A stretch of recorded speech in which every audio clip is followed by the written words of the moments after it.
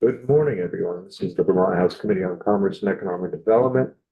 It is Friday, April 24th, 2026 at 9:02 in the morning. So we are here with our, I think, almost the last time we daily and legislative interns. Hear their reports. Daily, if you'd like to join us.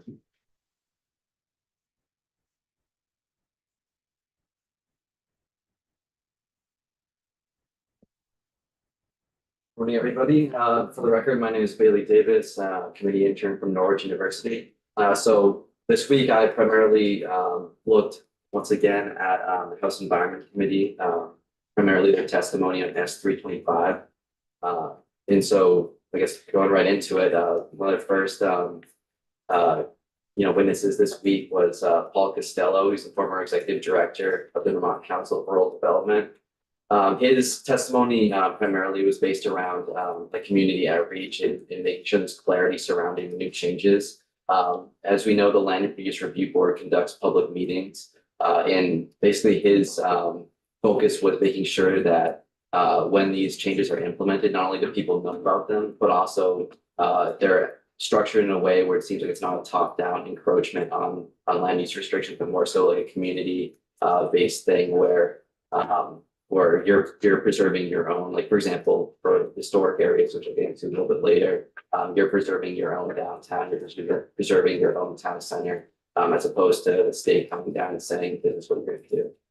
He also emphasized the use of data, particularly cluster analysis, which is basically aggregate data, like machine learning, which will identify common trends because it creates those clusters where you see, okay, basically data that's just, obviously numbers at first, and you can basically visualize it and say, okay, there's a cluster here. So there's obviously some sort of common thing going on there. And so basically making this a very data forward thing. And then the next day, the next day, the 22nd, one of the big testimony days, you had a few different people here. You had Ben Doyle, who's the Preservation Trust of Vermont. I think he's the president. Thomas Weiss, who's a Montpelier-based civil engineer. And then you had Peter Tucker, who's the, I think he does outreach and it's also a public policy person over at the Vermont Agency or Association, excuse me, of Realtors. Then you had Matt Bolin, I think it's pronounced Bolin, Bolognese, something like that. But it's French. He's the Williston Planning Director. And so first going to Ben Doyle's testimony, he was the one really focused on those historic downtowns. And as we know, even though it's the House Environment Committee, there are multiple different stakeholders. It's not just people who say, hey, we got to protect the environment, like when it comes to especially tier 3 language, or people focused on environmental concerns. It's also people focused on preserving the character of their small town, the historic character. And so he promoted the idea that we got to have like a more trust but verify approach to where you can give municipalities more power, which is something that S325 aimed to do, give municipalities a little bit more power from the Land Use Review Board, but also having the Land Use Review Board also verifying that they're doing the things that they're supposed to be doing, actually following the regulations on the books. So moving on to Thomas Weiss, who's a civil engineer based, I'm pretty sure he's based here in Montpelier. He raised concerns about transferring some of that power. He, similarly to Ben Doyle, he advocated for the Land Use Review Board to maintain more like oversight with the municipalities to make sure that they're actually following the regulations in the books.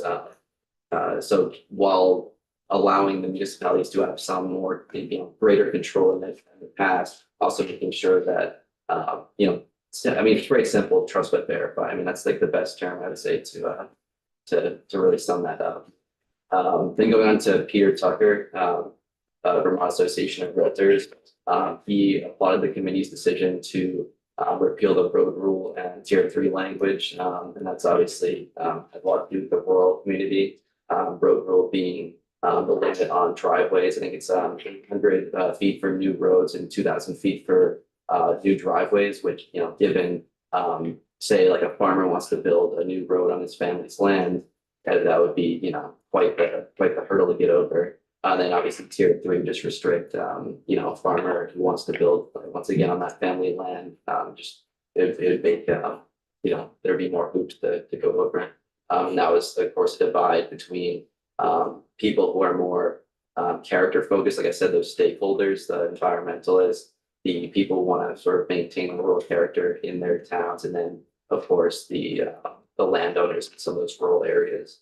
And that's, kind of the divide that we've been seeing regarding this. And finally, I'm not going to butcher his name again, but Matt, the Williston Planning Director, he, of course, being more interested in, zoning areas, he was more focused on the idea put forward in S325, that you basically have by right, like exemptions from Act 181, regulation if you're served by municipal water and water and sewer wastewater. But of course, he also made the point that there needs to be similarly to the testimony the day before, that there needs to be more clarity. And I think that's really a through line in all of this, right? It's not, I think there are definitely some divides, but I think one of the through lines, especially in his testimony, is that there needs to be more clarity, especially when it comes to, places like, Burlington, for example, right? So we have developers who need, who want big developments. If they want to put their money forward, they need more certainty and more clarity when it comes to, whether or not their project is going to get approved or, regarding, obviously its regulation, especially because part of S325 was delegating more authority to the municipalities, which, while that could be good in some places, it also means that there's going to be more, differences between municipalities. Some municipalities are gonna, implement things different than others. So, and that was again one of the concerns when it came to clarity, when it comes to delegation. So, with that being said, are there any questions?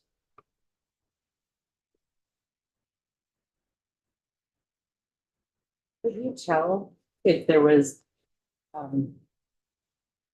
if the committee was like in agreement on what they were hearing with their, could you tell? There was, I could definitely get back to you in terms of like the, what was specifically being said. I know there was some disagreement, but generally speaking, there's like, I think there's general consensus on, especially the popular stuff, like, repeal of the local reports and repeal of tier three.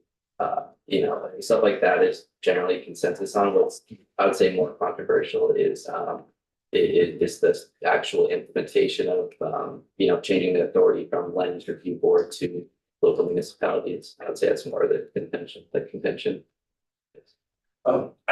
Really, I'm curious, were they talking about who would do the work that they were describing in terms of public outreach? Would that be municipalities left to do it? So the preservation trust rods or CRD? So the land use review board, I think what they were talking about in this was specifically the land use review board's meeting. So having those public to discuss the ongoing projects in each of those. I forget how many regions there are, districts, but it's broken up into that. So they'll have meetings, some different projects in there. So that's more so what they were talking about. Again, like I said before, the through line is mainly the overall regulation, that regulation that would be changed and having clarity over that. So that way people know exactly what they have to do to meet certain requirements for the different tiers and whatnot. Other questions for Bailey? Bailey, thank you. Right, thank you. Heather.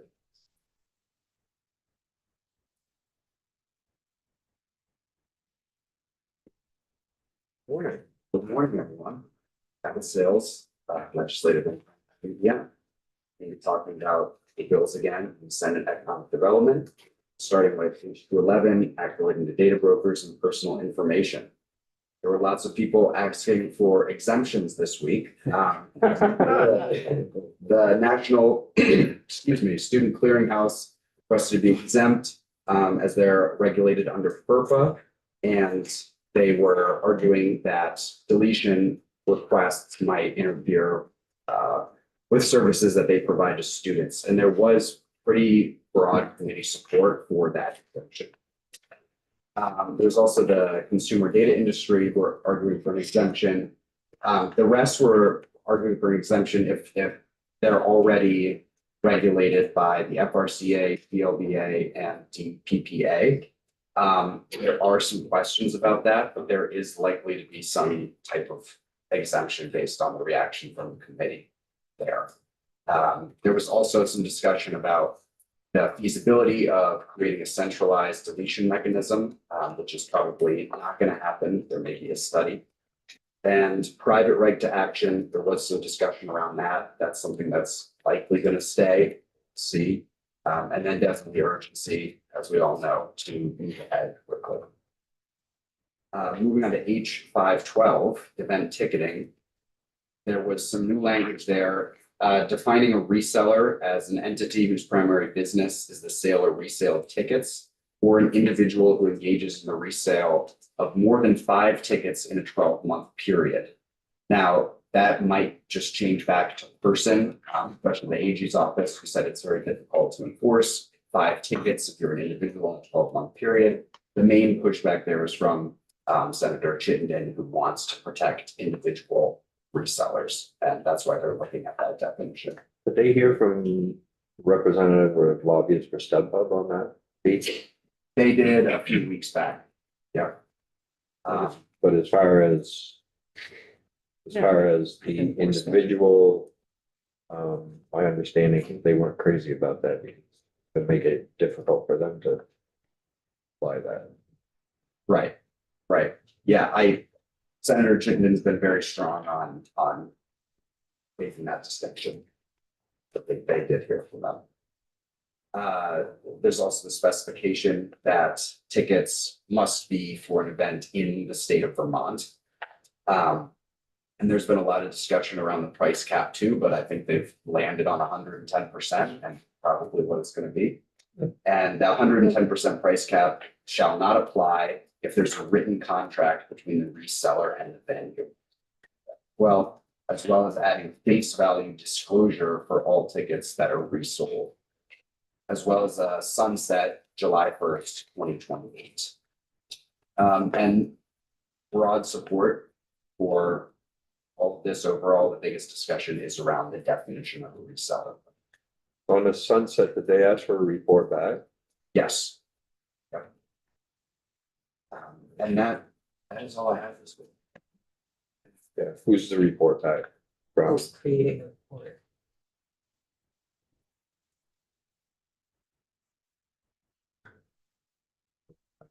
Probably the AGO, but. Okay.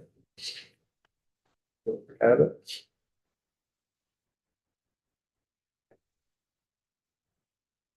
I'll just say too, this is probably my last time here, so I just wanted to thank you all. It's been a great experience, and probably on behalf of Baylor as well. Thank you all. We want to thank both of you. Yeah. Now, since we started doing this, I don't know how many years ago, but I think we're the only committee that actually has legislative interns for the committee. There's a lot of individuals, but we found it very, very helpful for our process and better understanding what's going on. Research that we ask you to do is some of our stronger, heavier bills that we have. Extremely helpful. So thank you both very much, and most successful to both of you. Future. Yeah, we're grateful, and I know Liz is grateful that you host interns for the committee, because that's what she wants to do. We've been trying to Program. talk to committee chairs about, the benefits of having committee. I don't know, someday it'll catch on. All we can do is set an example. That's exactly right. These cheers. We shall take it over. You guys are great, yeah, really super. The two sort of aspects, being sort of eyes and ears and places we can't be, that's really, and some of the research has been super duper, really in-depth stuff, CTE certification, that kind and funding kind of things. Really, really good, very in-depth, very, very, very professional. What we try to do. And it's great that, we have another school that's, Yeah, now we have Norwich along with UVM. Yep. It's really, I think it's opened the field up. More students to come in here and learn. definitely. That's the vision. And I just want to say, while it's on the record, that you guys were great to work with. You responded quickly, you responded well, you did the jobs. If you had questions about what we meant, because sometimes we're talking a foreign language when we're in there. And you have to ask questions, get the clarity. So thank you for your service with this. It's been a great team supervisor that made it really easy. Thank you. As the GE made it, I know it's not the case with every person. Okay. Anything else, committee? Good, so we're back in here after the floor or 10:30, whichever comes first. And then we'll start our journey on S71. So I think we can go off live.